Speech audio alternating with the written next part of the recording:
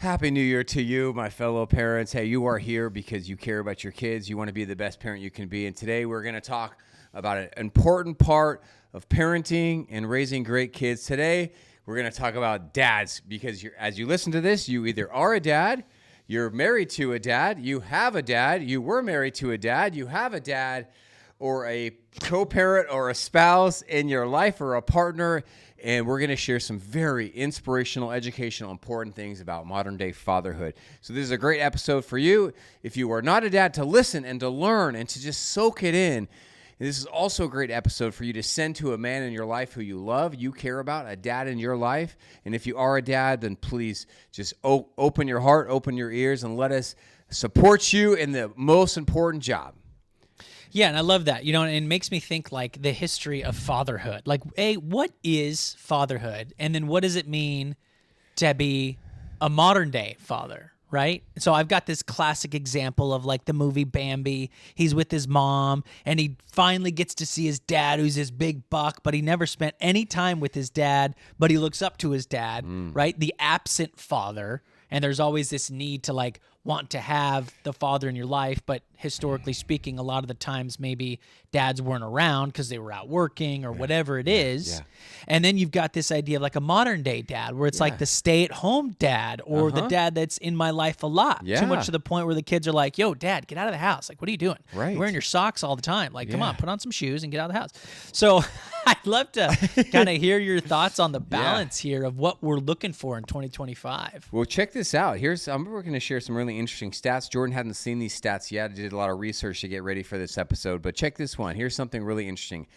Out of Emory University, James Rilling, who's a professor and chair of the Department of Anthropology there at Emory, he conducted a pretty deep interview process with 120 new dads.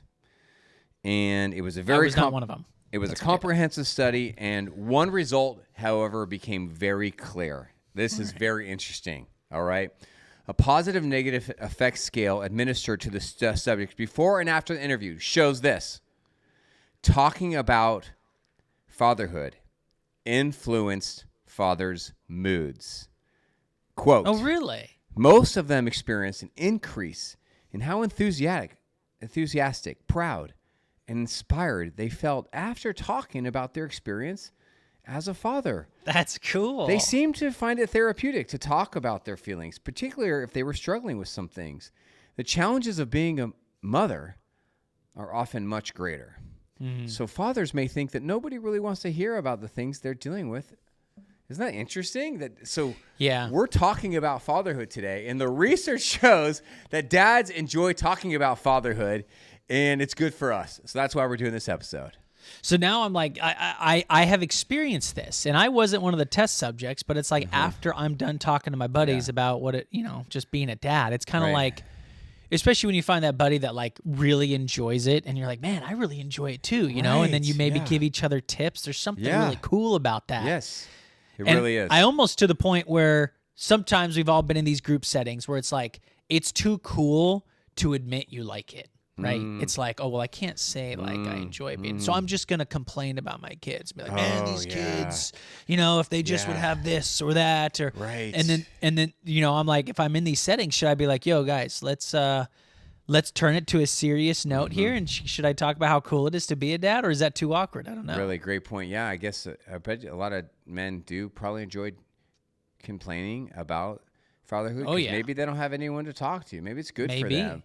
But we're kind of, I guess our personality types is we just focus on more positive things. And we just love to rejoice in how cool it is to be a dad. I'm going to tell you a couple stories. I mean, right now, I'll start off with right now. I think I had a moment last night, and I looked and I thought to myself, this is one of the greatest moments of my life right now. Oh, I love those feelings those moments. I actually prayed, and I said, God, I'm going to die one day, and I'm going to be in heaven with you. Can you please take me back to this moment last night? Here's what happened.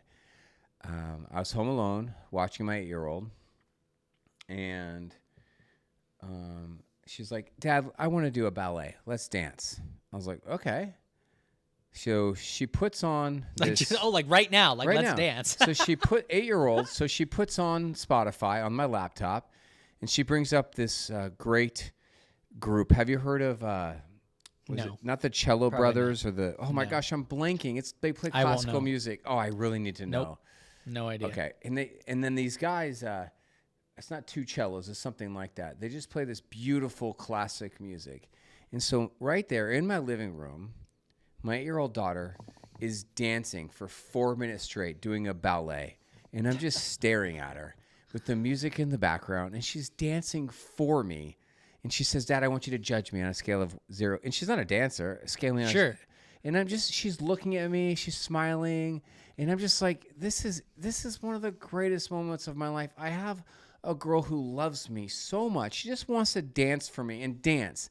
And I was like, of course, honey, that's a 10 out of a 10. It was like these moments right there. I was like thinking to myself, you know what?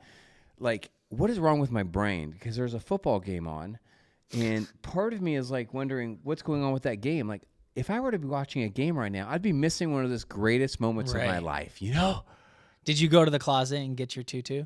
I danced next, yeah. And she videotaped me. And she said, "Dad, it's very bad." I was like, And now I you know. have to post it. Now you have to post it. Yeah, right. I don't know. Post that. So, you know what? So it's just, that's like. That's My what you have to- favorite is tickle fights. I love the tickle fights. It's usually like right before I'm supposed to go to bed because I got to go to bed before everyone else. Got to wake up to crack of dawn. Yep.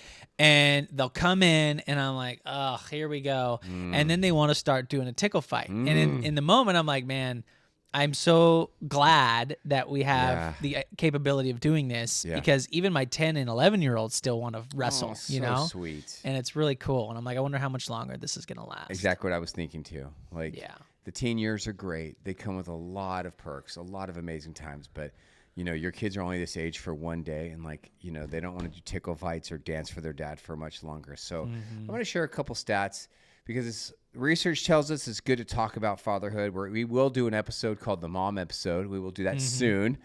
And so look out for that. But let's we have to talk about something kind of important that I think we all need to just be aware of. Let's talk about a father's absence real quick. Jordan, is that okay?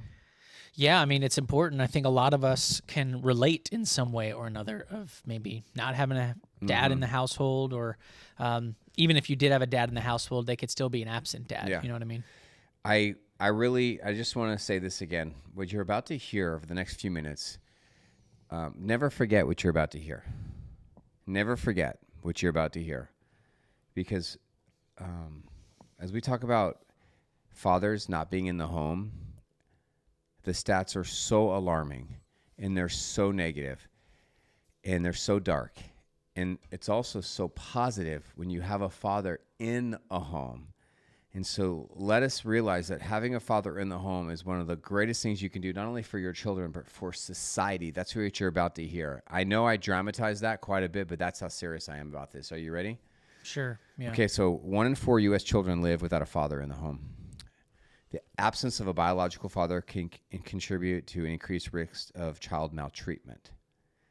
So 1 in 4 kids do not have their dad. 25%. Yeah.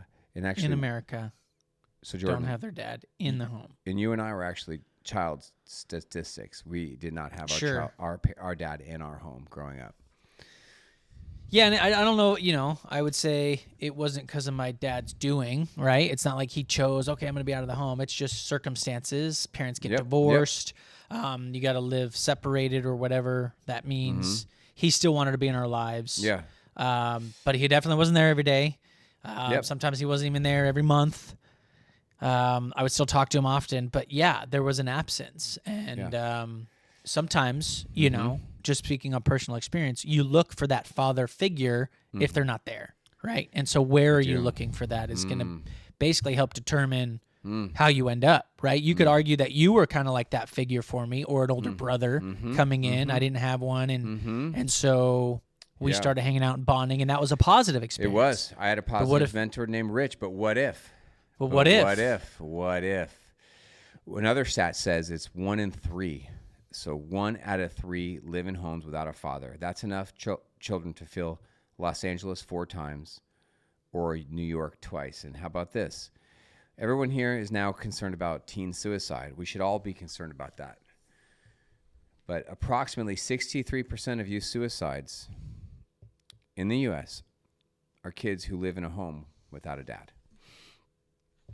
63% of those. Mm-hmm. Now, let's talk some more about some positive things and some more darker things. You ready? Yeah. Hold Okay. on. I want to pause for that for a Yeah. second. Yeah. Let's pause. Because I want to say something. Yeah. I don't know if we should take these statistics and say, hey, it's so important for you to stick in this toxic relationship so that you can be there for your kids. Mm-hmm. Now, some people are doing that. I know people, Mm-hmm. they can't stand each other, Mm-hmm. right? Whether they're married or not, Yeah, they're yeah. co-parenting, they're Yeah. living together. Financially, they have to. They can't stand each other. Right. It's toxic. And I don't know if there's a lot of stats that's come out on that yet, Mm-hmm. Mm-hmm. but I don't want anyone to be like, well, I have to do this so that my kid doesn't end up as X, Y, Z. Because I still feel like you can be a Yeah. great dad if you're not in the home. Yeah, buddy. If it has to be that way. Well, you have an example of that. We did a whole episode. You can go back and listen to it like 2 years ago. We interviewed Jordan's dad and what it was like being a co-parent, being a dad who didn't live in the home. And, man, what an inspiration he was, at least to me, that he would drive all the way from Las Vegas, Nevada to San Diego once a month to be there in a hotel near his children to spend a weekend with them. And then that doesn't include the time you went there to his house. Of course. And then you just compare that to my dad, who did not travel down from San Francisco to San Diego one time in the 6 years that I lived in a different home, and I lived with a stepdad down south. But this is but here's another really, really encouraging stat. You know, young dads are really doing a lot of good things. I did an Instagram post on this recently. The amount of time U.S. fathers spend with their children has tripled since 1965. Wow. The number of stay-at-home dads has nearly doubled since '89. So yes, millennial dads are spending a lot of time with their kids. How cool is that? All right. So what's that last stat? Since 1980s, the stay-at-home dads have doubled. Yeah, we got to get those women back to work, right?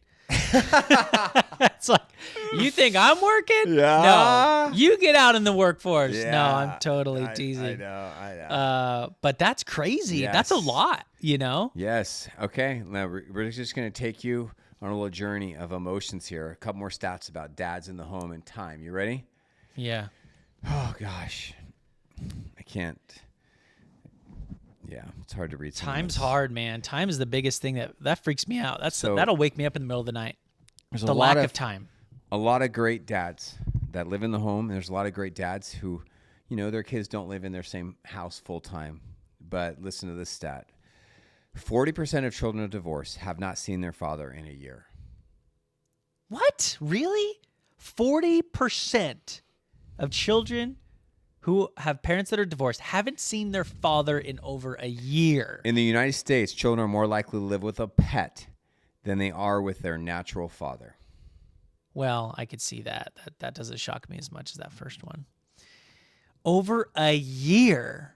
See, I don't know if we're built differently or because I couldn't go that long without being next to my kids. I couldn't. Right? I was thinking about this last night, getting ready for this podcast. I don't understand. I'm staring at this gorgeous 8-year-old daughter dancing for me to classical music, doing ballet, and I'm like, I could never. Right? I could never. Like a year. Like, what are you doing for a year to not like want to see your kids? Okay. I don't know because I'm not there, but maybe I just am different than some of these other dads that are like, yeah, it ain't no thing. Here's a parenting highlight that happened with me and my 19-year-old 2 days ago. So we went on a little weekend trip to Lake Tahoe, which is only an hour and a half from my house. We got a little hotel. We stayed up there for 2 days. Took my 8-year-old sledding, and we just, went to restaurants, ate, shopped, and hung The whole out. family? Yep, all 3 daughters. Nice. And then somehow my 19-year-old daughter started having a talk about something that came up. And we both actually watched the same social media video, and we talked about it.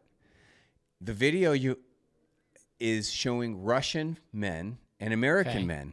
And I think they were just interviewing them. And the question was this, is that, hey, if you, if you had to, it was something, it was either if you have to go off to war and send money back home, would you want your wife to work? Or the question was, if you had to work full time, would you want your wife to work? It was one of those two questions. Okay. And every single Russian man said this. No, I would not want my wife to work. No way. I want her to. That would be my answer too. Stay home, take care of the kids. I want her to be protected. I want her to feel like she doesn't have to work. Right. And Do every single Russian man, volunteer. I'm a provider. It's my job to take care of her. Every single Russian man said that. And of course, it's social media. So sure. And guess it can what? be edited however you want. Guess what? Every single American man said. Everyone said no. They would want them to work. Yeah. Every single one was like, well, no, it should be 50-50. And that doesn't sound fair. Like, she should be working if I'm working. And what? And I turned to my daughter. And she is work. That's the difference. Is there is work when you stay. Exactly. Like it is work. And then my daughter and I looked at each other and we just had a moment together. And I said something like this to her. Watching that video, Maddie, it just pissed me off. It pissed me off. Like that. Yes. And I turned to all three of my daughters, said, girls, never marry a man who says that you have to work. Right. Like, if you want to work. Yes. Right. But if you want to stay home and be a stay-at-home mom, you make sure you marry a man who's going to support that. And going to not guilt you, and you're going to make financial budgets, or you might change like where you live to a cheaper neighborhood. That's the type of man you want to get, ladies. Dude, we had to make the tough decision when we had our first couple of kids, because we had twins at the same time, of what do we want to do? Do we want to pay for childcare, or do we want to keep working? Well, at that stage, we had bounced around the country following my career, so we didn't want me to call it quits, or else it's like, why are we living in this podunk town? Versus my wife, who's like, should we put all of my salary towards childcare, or should I just not get paid and be at home with the kids, right? It's a no-brainer. And so we made that decision. It's a no-brainer. And I know work sometimes can be an escape for moms, and it can be, a way to step away. I get that. But could you also have a hobby? Could you volunteer? Like, if you don't want to have to answer to an employer, right? You deal with sick time and vacations and all that stuff that comes with having a job as an employee. Some of you might be angry at Jordan and I right now, because we have to acknowledge something real quick, that there's a lot of great dads that are listening to this, or women who are married to them, and they work a great job, but the home prices are so high. So high. And for this family to afford a nice apartment or a nice home, they both have to work. And so I get it. Maybe that in Russia, they don't have these crazy home prices, right? And they don't have But that wasn't the question. That wasn't the question. That wasn't the question. Yeah, good point. That wasn't the question. If we rephrase the question, then I would answer differently. But the question was, if they don't have to, would you want them to? Right. Yes. Then the answer is no, unless they want to. I don't know. I wasn't. See, when you don't. Getting a little emotional right now. See, when you don't have a strong dad in your life, like living with you, teaching you things, you don't learn these things. So I never learned any of this stuff. So if you were to ask like a younger Sean that question, I would be like, yeah, 50-50. She should be working. This is America, right? It's like I had to learn through older men and wiser men and wiser women that some of these things that I'm saying, because you don't know what you don't know. You know what I mean? Right. I've listened to K-Love a lot right now, just over the last several weeks, because we had just got done with the holidays, and, we were listening to Christmas music, and it's always fun. And they always break down in between songs, and they have a story, right? And someone will call in and ask questions, or someone in the local market will give away a house or help pay off the bills for someone. It's always uplifting and nice. Yeah. But this one woman was like, hey, I don't feel like I have a say when it comes to, our family dynamic, and my husband makes all the money, and so I still feel blah, blah, blah. And I know some people, especially some manipulative people, they will use that to their advantage. Let's say the man is more dominant than the female. And listen, I go out and make the salary, so it's my rules. This is my house. You know what I'm saying? And I don't want to promote that at all. Right. But what she was saying was great advice for anybody who has this feeling where they don't feel like they have a voice. She was like, you know what you guys need to do? you guys need to go on a date or go to dinner, and you guys need to set up a time to sit and talk about your family goals. Yeah. Talk about where you want to Yeah. go as a family. Right. And when you're staying at home, if you don't have a job because you have to watch the kids, you still have an important role, and your my goals are gosh. still atop of the list because they're the Yes. family goals, right? Yes. It's not just his goals or hers if she has the job. It's the family's bank account. It's the family's goals. It's the family's house, and all of you are thriving to that ultimate goal, whatever that goal is. Well said, my man. Gosh, well said. That is why people listen to this podcast, to listen to you talk like that. Just to compliment you too, I take notes about little blips that I want to turn into like Instagram reels. In the last Hopefully that wasn't one of them. 5 episodes, all I do is write down stuff that you say. Like that was so. Listen, that came straight from the radio. I heard that from the radio Oh person. man, it just came from your heart. And so here's a couple more stats. Just if you work in the field of like prison, if you work in the field of adoption, if you work in the field of incarceration or foster, then you already Foster. know these stats. Yeah. That a dad in the home changes the world. It changes society. There's a whole webpage from the state of South Carolina, of all places. South Carolina knows about this. So they have SC fathers and families, and in very bold things right there on their front page, they say they have this big chart. I'll just read it to you. Absent dad equals child poverty. Absent dad equals teen pregnancy. Absent dad equals substance abuse. Absent dad equals school dropout. Absent dad equals incarceration.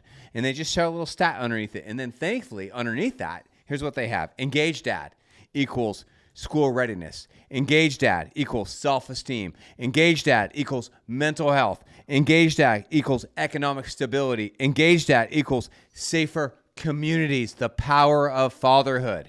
Yeah, that's so true. And again, we are going to do a mom's podcast because I'm thinking all about the moms right now. And you know what? You want to hear something that's probably obvious?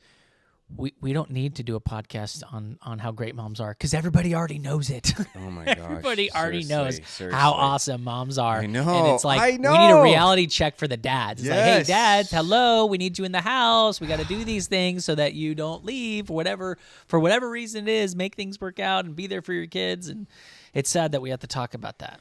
It's interesting. Yeah, that's an interesting point. I'm actually going to talk about what you just said in a few minutes. But here's a cool scientific fact. During a mother's pregnancy, a dad's testosterone levels decrease.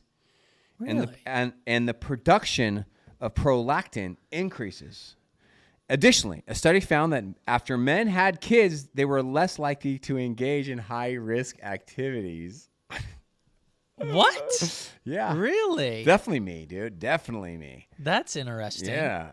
I just my desire for high risk activities, went way down. I was like, I got kids to think about here. Okay. I see where you're going with this. I was a little confused in the beginning, but that makes sense. So you're less likely to go skydiving after you have your child than Yeah. you were pre-children. Right, And I I don't would have 100% this- yeah. agree with that. Yeah, I don't know if it's talking about like snowboarding or surfing or like. No, but I don't want to go on a monster jump anymore. If I got Yeah. Sean Don down here saying, dude, rip it, launch off the... Yeah, I'm be like, rip it. no, dude, I don't need to Right, break my wrist. right. I'm just going to stay on the groomers and enjoy the pow-pow. Okay, everybody, I think of all the stats you're going to hear today, I think this is the second most important stat. The most important stat has to be about the power of a father inside the house. But in my opinion, what you're about to hear is the second most important stat. Are you ready? Listen to Give this. it to us. Give it to us. Wrestling and roughhousing with a father helps shape a child's brain to help them Yes. manage emotions and develop a Yes. balance between thinking and physical action. Oh, just make sure all the corners are covered because how many times have you been like, and here's the thing when it comes to wrestling, I'm Yes. just saying from experience, give it like a 5 to 10 minute max, right? You have to max it out. You have to max it Yeah. out. And max it out right before someone gets injured. You got to Exactly. figure out that timing I know. because you know what? If you don't, someone's going to get injured. I help a lot of parents in my VIP membership. It's such an honor. And recently, 2 or 3 of the parents that I helped, one of the ways we help them is that I encourage these parents, the dads, to start wrestling and playhousing with their little kids more. It is such a game changer, just wrestling with your kids. Some kids, it's like that's how they change. That's how they connect, that roughhousing. There's so much good stats about roughhousing with kids and what it does for their brain, their confidence, and all that good stuff, man. Okay, serious question here, and this is going to be a tough one. I don't know how you're going to answer it. Whilst we're roughhousing, mom's sitting there enjoying it, you pull her in and start tickle fighting her, and she hates it. Yeah. Do you stop? You stop. Or do you keep going? I think you stop because my wife hates tickling. She was traumatized by her uncle who used to tickle her as a kid. So we're not into tickling in this family. So you can't do it. We're not you into, can't yeah. do it. No. Oh, my wife hates it too, but I'm like, come on, you gotta put up with it a little bit. Dude, I'm all about picking my wife up and just grabbing her booty and just like throwing her on a bed, and that's what I like doing, man. I'm all about roughhousing. Stop it there. Don't tell me what happens after that. Let's stop it right there. Well, it's not like that's good enough. No, I'm just all about that with my wife. Just like playing around with her like that. Oh, no, she we know. doesn't We really get it. enjoy it, but she knows I enjoy it, and I don't know. Maybe she does enjoy it. I'll never know. I'll never know. All right. So how about this? Okay, let's talk about this. There's a sensitive topic. Most Americans say it's best for children. All right, it's best for children when their mom and their dad both focus equally on work and taking care of the kids and home. So, for example, it's like, hey, sharing the housework, sharing the kids, sharing. Yeah. I like that. I like and it then too, we but it's hard. share with the kids. It's hard, I mean, though. I'm a lot better at it now. you have your things that you typically do, and she has her things that she typically does, and sometimes you cross-pollinate, but normally you kind of stay in your lane. Yeah. Right? Like, are you the trash guy? Are you the Mr. Fix-It? Hey, Sean, the rolling door doesn't roll properly. Can you get some WD-40? Is she the, you usually so have true. your general lane. Yeah, we do. Only 1 in 5 Americans, so only 19%, say that children are better off when the dad focuses on his job and the mom focuses on the kids. Yeah.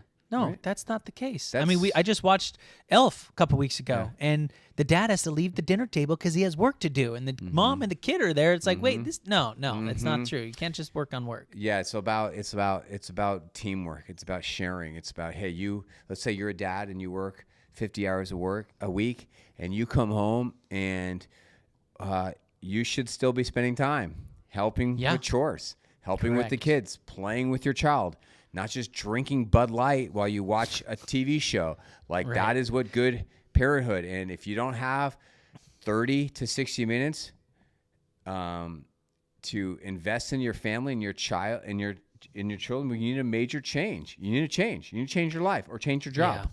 Yeah, that's good. That's good. We all have the same amount of time in a day, and unfortunately, some of us have to work longer than others, and unfortunately, some people have to work like really rigorous jobs, and you're so tired when you get home. But even if it's not roughhousing or anything physical, because you've done physical work your whole day, I mean, it could be as simple as doing a puzzle, helping with homework, anything like that. I think that's what good dads do. Good dads help us define what good fatherhood is, and the old method that you might have been taught by someone in your life that a dad's job is to just go home and make money, that's not good fatherhood. Good fatherhood is so much more beyond that. But here's what we've talked a lot about on this podcast together is that, being a good dad in 2025, and it's kind of confusing because we have all this gentle parenting, we have all this, we got our wife criticizing us, we feel like we don't want to yell, but we don't know what else to do. Here's an interesting stat. You ready? Yeah. Dads can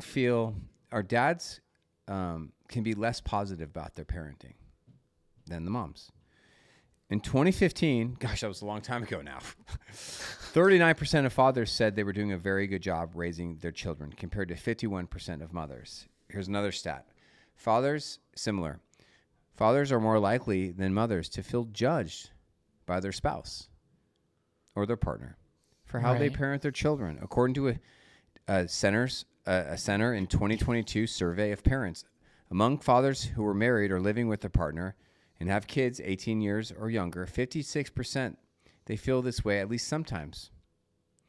Well, that goes back to like, intuition for moms, motherhood. It's like how the sparrow knows how to make a nest right from it learning to fly. It's something innate in mothers that they know how to be good mothers, right?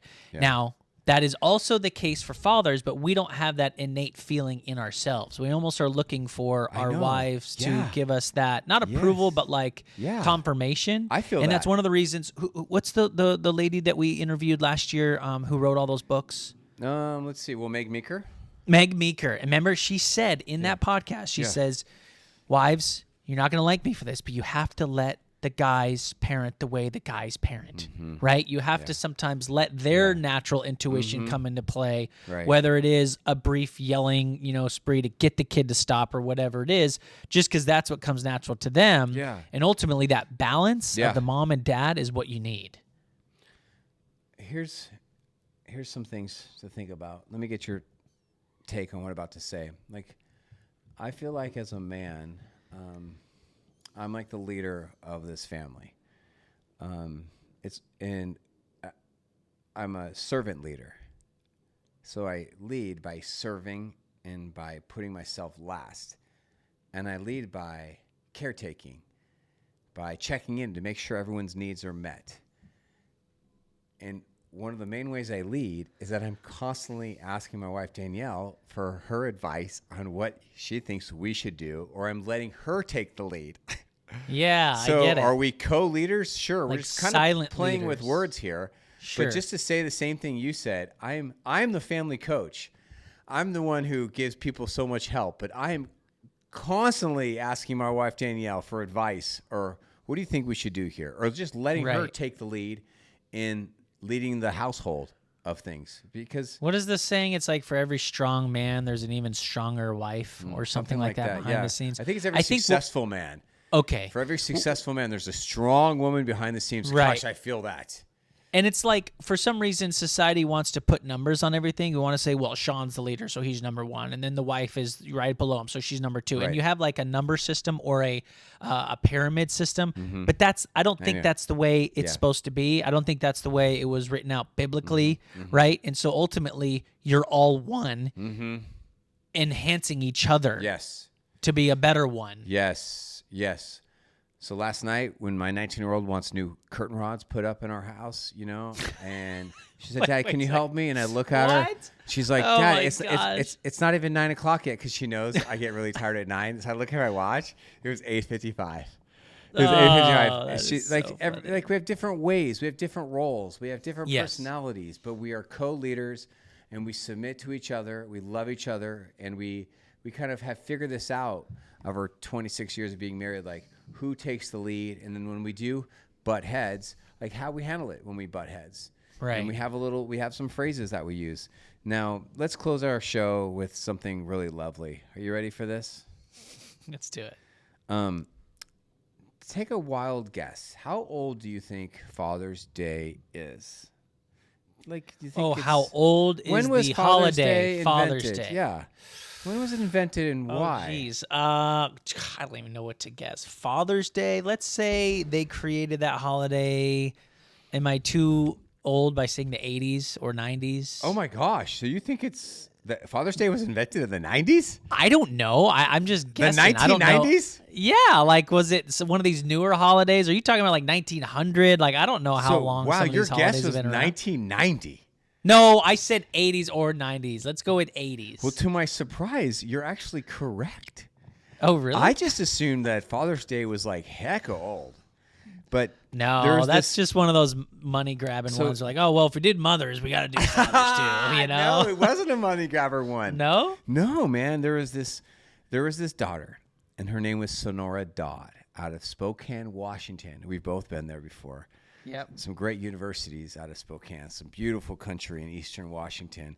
And she suggested Father's Day in 1909 because she went to church and she heard a Mother's Day sermon in 1909. So she suggested it. Okay. Now, why would she suggest it? Well, she really wanted to establish a day to honor her father, William Smart, who was widowed a widowed Civil War veteran with 6 children and a farm. So he's a single dad, Wow. 6 kids. And so she was the first one to speak about it. And then finally, in 1972. So 72. I think that's pretty recent, man. Yeah, you said 80s, 90s. I think that's close, man. 1972, President Nixon signed the holiday into law, and we have Father's Day. That's great. I mean, there's so many of these different random days out there. And so I just figured Father's Day was probably one of the newer ones. And then you've got the love holiday, and you got the more serious holiday. A lot of this stuff is a money grab, but I like the reason behind that one because, some of us don't have a mom or a dad. So Mother's Day and Father's Day can be really hard for those people too. So as we close today's episode, if you're a man, I just want you to know, like, you're a good dad, and thank you. You're changing the world by being a good dad. You are. You're changing your kids. You're changing your future grandkids. And we need more good dads like you. If you have a good dad in your life, appreciate him. Let him talk about his feelings, whether it be positive or negative. Give him a big hug and look him in the eye and say, you're a good dad. Thank you for all that you're doing. Thank you for your love and for how you're supporting this family. Let them know that you care about them. Send them this podcast and say, hey, I just love you, and this is a great episode about dads and how much we love dads and how much we need good dads like you. So if you are receiving this from somebody, thanks for being you, and keep up the good work. Yeah, we appreciate it. I would say real quick, my hope for the 2025 and beyond, all these stats that you've read, they are all negative since 1960 and 70 and 80. I say by this date, 2025, let's start seeing the positive side of the graph. Yeah, keep up the good work, everyone.